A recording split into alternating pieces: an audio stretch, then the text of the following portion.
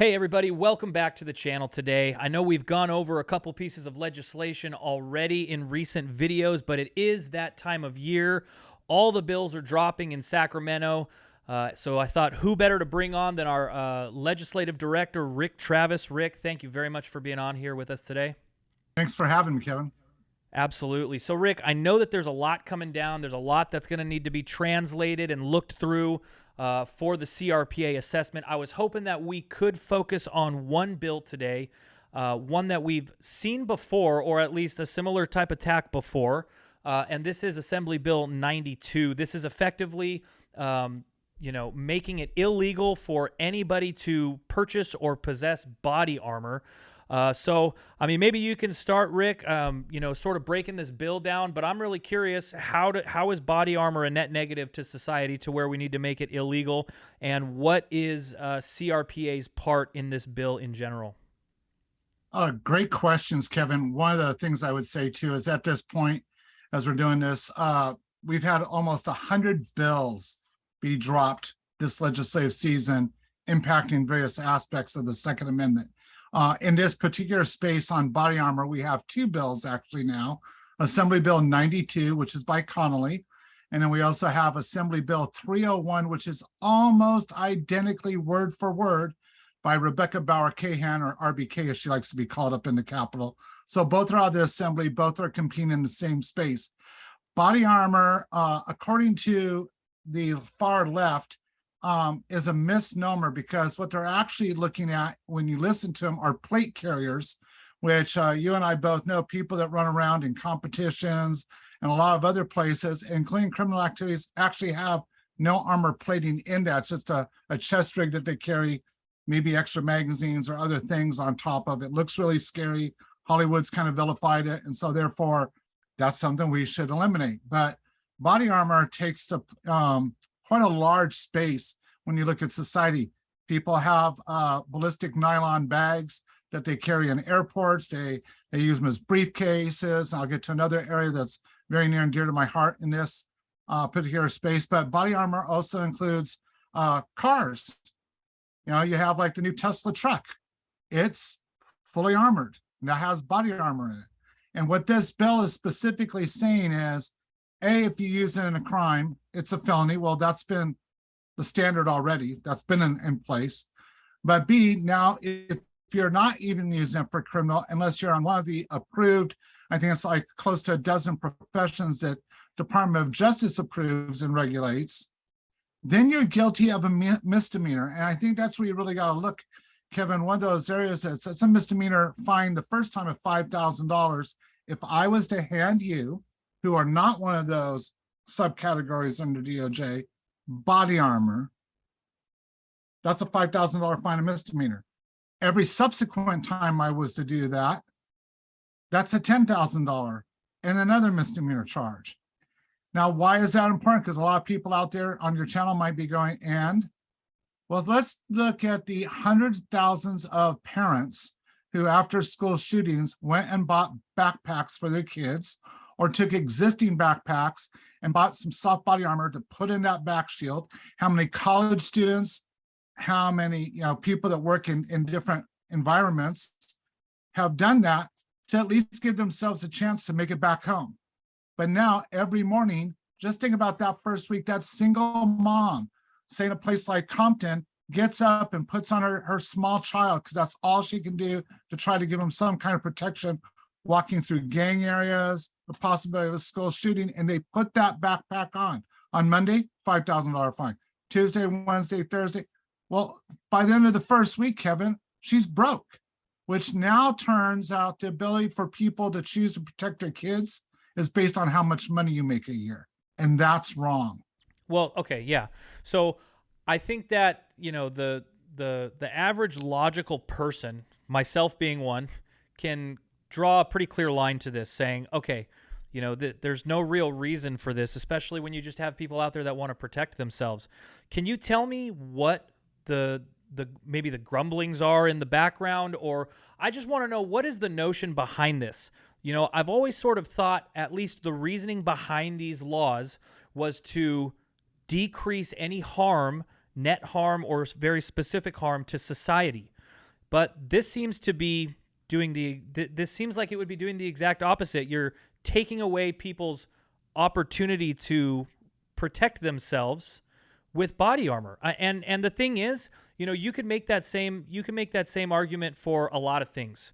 You can make that argument, I'm trying to protect myself by wielding this or wielding that, but I don't really see something like body armor or plates being used in an offensive capacity that could do harm to anybody. So what is the actual reasoning or logic behind even making this a law in the first place? Well, I don't think a lot of people like what I'm going to say, but I'm going to say it anyways. This is part of a trend. If you were to look at this, and I know, Kevin, you've talked about this when I've heard you on public, you talk about how the law abiding keep being more and more restricted, and the criminal element in this state get more and more support from the legislature. And that's just a fact. I mean, let's remove enhancements so criminals can get out early. Let's also release them early. Let's make it so that, literally we have people now being arrested 3, 4, 5 times a month and getting out because, bail's a joke and is no longer used anymore. So you just get out. Well, that increases the danger for those who are law abiding. But now, they want to make it so, criminals are going to carry firearms, knives, billy clubs, whatever, whenever, because wait for it, they're criminals. But law abiding citizens are going to try to do the right thing and not carry stuff and lock it up properly in safes, which, as we know, in a tactical situation, puts more and more of the advantage to the criminal. And now they're saying, for those people who are like, hey, I don't want to arm my kid, I don't want to do this, I just want to protect them. Give them a chance that, yeah, they may get shot in the leg or the arm, they shouldn't die from that, but I'm trying to protect their main torso from that. Well, nope. But here's what's funny, Kevin, little known subject matter. A lot of times when criminals are early released, there are hits put on them by members of gangs within the prisons, not to mention the ones back home. And what do parole officers do? They put body armor on the criminals getting out until they can get them resituated to protect them. So let me get this right. The legislature is doing a cutout on these bills to protect them, but not us. So again, this is another one of those bills, for me, it will be this way, but for thee, it's going to be completely opposite. But it's also putting all of us more in harm's way. And I honestly believe the more that they can put the private sector in harm's way, the more the private sector is going to be obedient to government for protection. But they're not realizing they're losing all of their ability to protect themselves. Well, yeah, and I actually wanted to run through that really quick, and not necessarily the dozen or so pre-prescribed professions, whether it be peace officers or emergency medical technicians, but the paragraph, and Jacob, if you could put it on the screen right now, it reads like this: for the purpose of the paragraph, proof of engagement in an eligible profession may be satisfied by submission to the seller of a professional license issued by a federal, state, or local government, employment card or other credential issued by an employer, or in the absence of either of those, submission to the seller of a form approved by the Department of Justice that is notarized, verifying that the purchaser is engaged in an eligible profession. So basically that to me is saying you're either on this list or you got to come to daddy for permission to buy body armor, or else you're going to get charged with a misdemeanor. Am I interpreting that correctly? Yes, and give you a couple of examples that aren't on here that I just find appalling. Let's try school teachers. So now I'm a school teacher and I'm having to go, we all know how long DOJ takes to do anything. This is not going to encourage a teacher to wear body armor or to have a couple extra backpacks in our classrooms to protect those kids when a bad thing happens. Yeah. What about ER doctors and nurses who have people shoot at them and stab at them in inner city hospitals and other places like that? This gives a paramedics an out, but it does not give the rest of medical staff. And then you got all the arguments that go on there. We can go through profession after profession, and even in our own community, for those who are like, well, we really don't care, it's not 2A. Well, how about this for 2A? Firearms instructors. That's what I was just going to bring up. How many people want to, either volunteer or use their time to, help bring up the next generation of shooters, whether it be Boy Scouts or something, on an individual level or some sort of shooting team. All of those RSOs, all of those instructors, or at least, the mass majority of them that I come across, they want to be wearing body armor because, you're in a space where a lot of firearms are going off. One mistake, can be the difference. And if you're wearing that body armor, the chance of that being the difference is a lot less. So something that's very commonly used on ranges as it is, that's a huge portion of the Second Amendment community. Or range safety officers is another one, and I can tell you personally from working in that area for the past 4 decades, I've had 3 close calls, one by a law enforcement officer and his wife, who she turned a loaded firearm with her finger on the trigger like 4 feet away from me. Had that went off, I would have survived because I had a vest on. If this bill was on there and it went off, I'm done. Not coming home. I had a couple of kids that, they were young, and the other person that was with them, a parent, wasn't watching, and I turned and the firearms were going towards my way and towards somebody else's. With a vest, you're willing to do some things to try to, keep everybody safe. Without it, and so, this goes on and on. There's a lot of areas where body armor is used, and part of the way that this is written is, I'm looking off to the side right now because I happen to have a new chart that just came in of all the different products that are based on body armor. And it's really interesting that, body armor isn't just bulletproof vests. It also has to do with parts of aircraft. It has to do with certain types of blankets that are used in different situations. There's dresses, tuxedos with it for actors and actresses when they go out on stage. You're talking sports use it. There's so many environments. And this is, again, one of those things of government trying to overstep, over control. And here's going to be the thing. When's the last time you heard of, well, the only reason this person got away with was body armor? There's the famous Hollywood shootout that's decades old, but this isn't a thing that has been happening in California. Had this law been in place, Kevin, does it change anything that happened in January?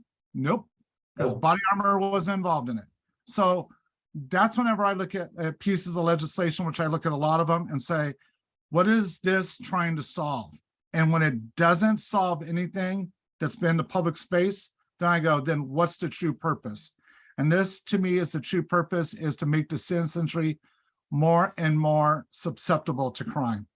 Well, so what's the path forward with this? I'm obviously you're going to be opposing it, whether it's at the committee level or if it makes it out of committee. I'm curious, though, all of these things that you're bringing up, and obviously I don't want to take anything for granted. I don't think anybody should take anything for granted. Work has to be done in order to defeat these things. We have a lot of arguments on a lot of other bills that pass, a lot of bills that don't pass. These specific instances that you're bringing up on this bill, though, do you think that creates an opportunity for us to maybe beat this bill down before it even makes it out of committee, just by all the common uses? Bonta already had to come out once last year and say, our Department of Justice is inept. That was when they did the data leak because they don't, lack of training or whatever. But the fact of the matter is if these guys are too busy taking phone calls from people who are trying to build planes because they're using materials like body armor, they're going to be held up a little bit. So do we have a good case for this, fighting against it in committee? I think we have an excellent case for this. I think that they're going to find there's a lot more people outside of just our community that are going to align behind this bill, along with several others that they've introduced already this year. But I think a lot of this too is our side becoming educated about this. That, this government is looking at weakening everybody, and we've got to start really quit just talking about it and do something about it.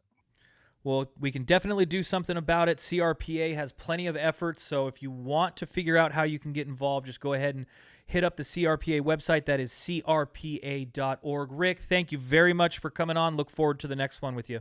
And if you like these videos and want to learn more about CRPA litigation or the legislation coming out of Sacramento, please be sure and subscribe to these videos, share and like these videos. We are well on our way to the road of 10,000 subscribers. We're almost there, and with your help, we can get there soon. So thanks again, guys, and we'll see you on the next one.